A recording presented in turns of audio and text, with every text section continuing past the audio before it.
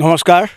সমস্যা মানে আমাৰ এই বৰুৱাপাৰা দলগাঁও সমষ্টিৰ এই বৰুৱাপাৰা অঞ্চলটোৰ আমাৰ বৰুৱাপাৰা গাঁওখনৰ সমস্যা বুলি ক'লে আমাৰ মানে হিয়া ফাটি যায়, এনেকুৱা সমস্যাত আমি জৰ্জৰিত।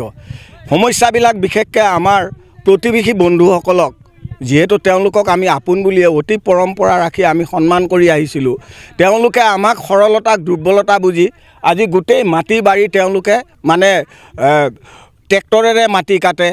আমি কিবা ক'ব গ'লেও মানে আমাক উল্টা কিবা কিবি কয়।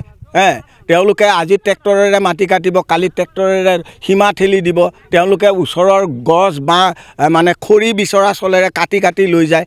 এইবিলাক মানে বহু সমস্যাই জৰ্জৰিত। আপোনালোকক কি ক'ম, সমস্যা ক'বলৈ গ'লে এখন মহাভাৰত হয়। গতিকে মই এইখিনিতে কওঁ, এইখন আপোনালোকে আজি দেখিছে, এয়া আমাৰ বৰুৱাপাৰা আমাৰ আজু ককাহঁতে জংঘল জুৰি ৰখা মাটি।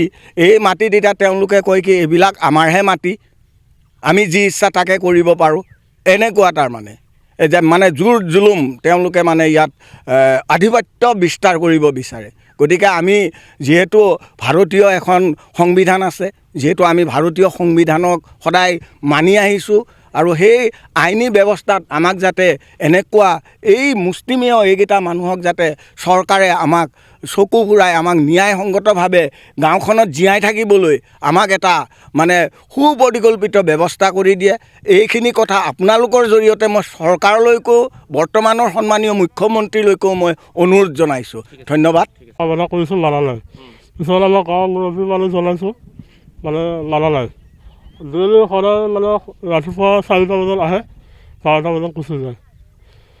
আৰু মানে কি ক'ম, নিজৰ লাঠি নিজৰ কাটিব মানা কৰিলেও কাটে।